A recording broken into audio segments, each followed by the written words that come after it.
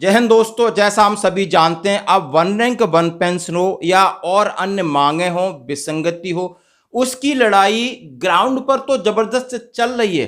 अब कागजों पर भी शुरू हो गई है और उसकी हमें तैयारी करनी है।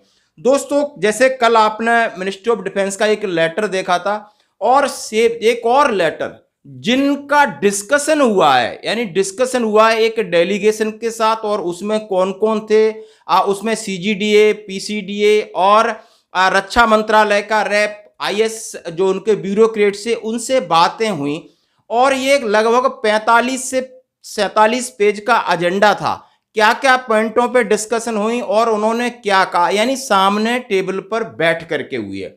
और दोस्तों, इसमें सबसे बड़ा एक ही सवाल उठ के आ रहा है और उस सवाल का जवाब आपको देना है।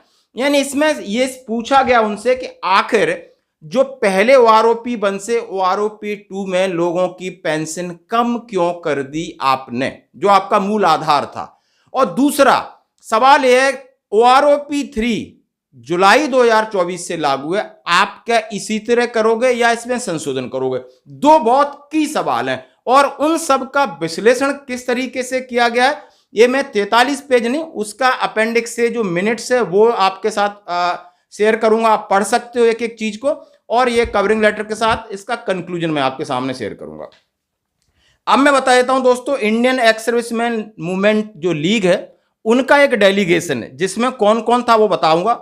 उसमें जेशो भी हैं, जवान भी हैं, मेजर जनरल सतवीर साहब, group captain V K Gandhi, honorary lieutenant Kameshwar Pandey, Naik रघुवीर और एक बिडो।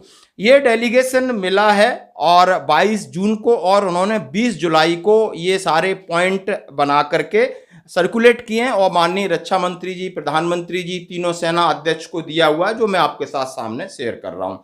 और बड़ा सवाल उन्होंने डाला है, और श्री विजय कुमार आईएएस सेक्रेटरी ईएसडब्ल्यू, और उनकी तरफ से कौन कौन था, ये विजय कुमार साहब थे, doctor Hariprasad joint secretary SW है, श्री विवेक जॉइंट सेक्रेटरी सीजीडीए, और सीनियर अकाउंट अफसर और स्पर्श के रैप जो आईएएस अधिकारी लेवल के उन थे। अब सारी चीजें हुई हैं इसमें, आपकी पेंशन संबंधी हो, स्पर्श संबंधी हो, और दूसरा आपका ईसीएचएस संबंधी हो, सारी चीजों को लेकर के गहन और विस्तृत चर्चा हुई और चर्चा के पॉइंट आपके सामने आ रहा हूं। मैं पूरी अंग्रेजी पढ़ने की जरूरत नहीं है, क्या क्या हुआ, किससे मिले जुले, वो सब आगे बढ़ते हैं। Agenda point 1, implement of honourable supreme court judgment dated 20 March 2023, यानी 20 मार्च 2023 का जो और सुप्रीम कोर्ट का जजमेंट था, आप उसको इंप्लीमेंट के लिए बात हुई, जो कि ओआरओपी 2 के संदर्भ में उसको पेंशन आप किस तरीके से दे रहे हैं, जो एरियर वगैरह, इसके बारे में। दूसरी बात है rectification of all anomalies arising of government of India ministry defence so and सो। सबसे पहला नंबर 1, ध्यान से सुनिए कौन कौन सी बात है। Non grant of OROP 2019 from PMR, यानी प्रीमेचर रिटायरमेंट को ओआरओपी का लाभ क्यों नहीं मिल रहा। रिडक्शन ऑफ पेंशन जेशूआर, यानी जेशूआर की पेंशन रिडक्शन कम कैसे हुई, इसके बारे में बात हुई। Calculation of pension based on national maximum scale rank and group of all 3 service, government of India MOD letter number 17 January 2013 to average of maximum minimum pension under base year 2013, thereby reducing pension of so and so. आप समझ सकते हो कि आपने पहले रखा और अब आपने, जब तक आप मैक्सिमम को नहीं रखोगे, तीनों सेनाओं में जो रैंक है उसका जो मैक्सिमम है उसको आप एवरेज नहीं रखोगे तो उन्हें कोई फायदा नहीं मिलेगा, उसी का परिणाम है। इसके बारे में बात हुई। क्रिएटिंग 2 कैटेगरी एक्स ग्रुप, जेशियो का दो आपने 6200 3600 में बांटा है, 2016 से पहले 2016 के बाद, इसके बारे में। OROP 1 with effect from 2014, increase of pension was carried out every 6 month, however the same not been carried out OROP 2। उन्होंने कहा है कि आप समझ सकते हो, इसके बारे में बात हुआ।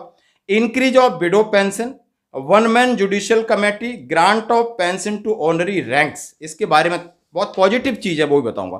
Reservist pension, disability pension, military service पे एनहांस पेंशन 79 की, 80 का जो ऑर्डर है 79 में कोर्ट का है, उसको क्यों नहीं कर रहे, आरटीआई का जवाब क्यों नहीं देते, और सीएसडी और आपके स्पर्श और ईसीएचएस के कुछ पॉइंट है।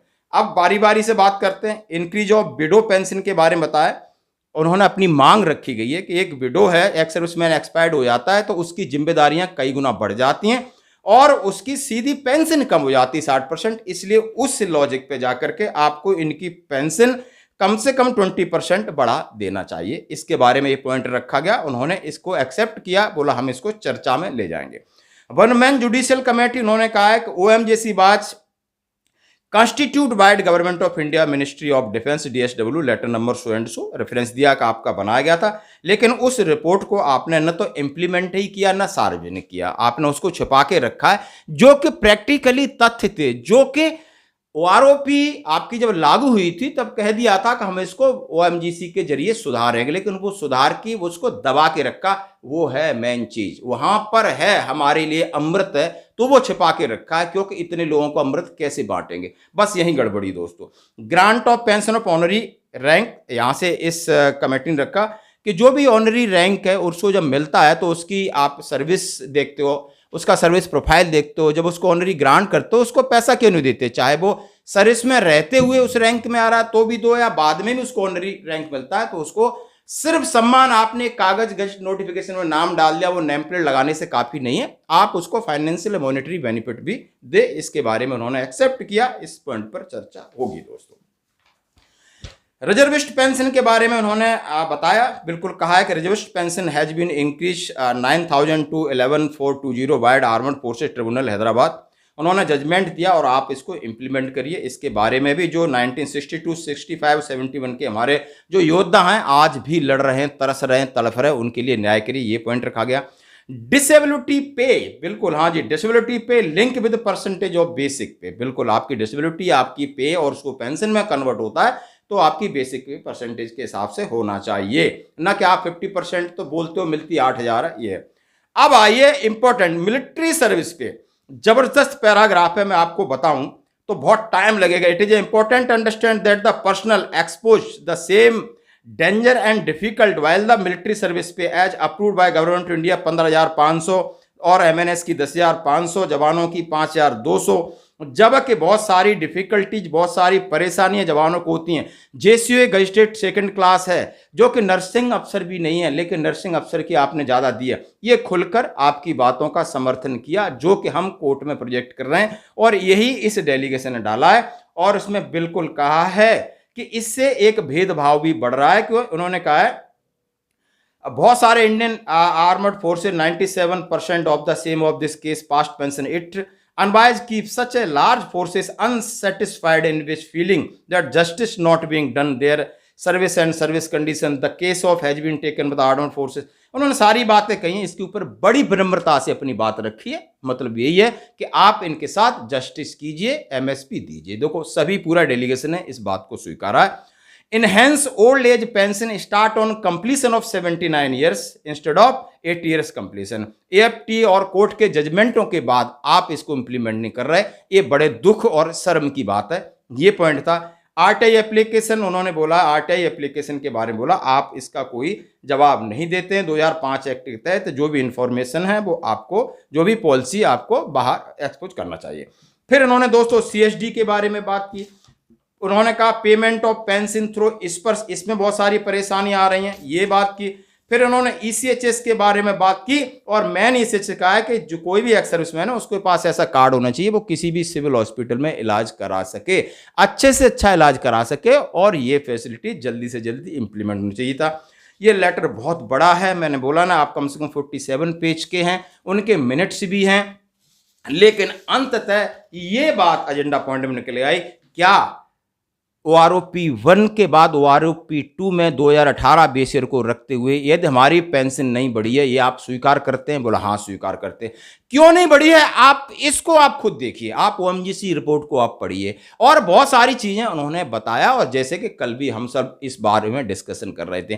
तो हम ये मान के चलें यदि आप इसको आज नहीं सुधारते हो तो ओआरओपी 3 में हम उसकी उम्मीद छोड़ दें, या गवर्नमेंट को इस तरीके का जो आपने ओआरओपी संशोधन हर 5 साल में रखा है इसका फिर हमें क्या फायदा, कब फायदा और कैसे फायदा मिलेगा, ये आप भी आप गवर्नमेंट को रिकमेंडेशन करिए। जबरदस्त डिस्कशन हुआ और हम चाहते हैं जो भी बुद्धिजीवी लोग हैं, आज हम जमीन पर लड़ रहे हैं। कल भी एक 23 तारीख को बहुत बड़ा आज जंतर मंतर पर प्रोग्राम पे 6 अगस्त को, लेकिन जो लीड कर रहे हैं उन्हें इस चीज़ को समझना पढ़ना पड़ेगा, क्योंकि हमारे पास यही एक एविडेंस होते हैं। हम जाकर के नेगोशिएशन पे जाएंगे तो ये हमारी जो तार्किक चीज़ें हैं, हमारी जो लॉजिक चीज़ें हम अपने तरीके से सही रख पाएँ, यही यहीं पर होगी हमारी जीत। धन्यवाद दोस्तों।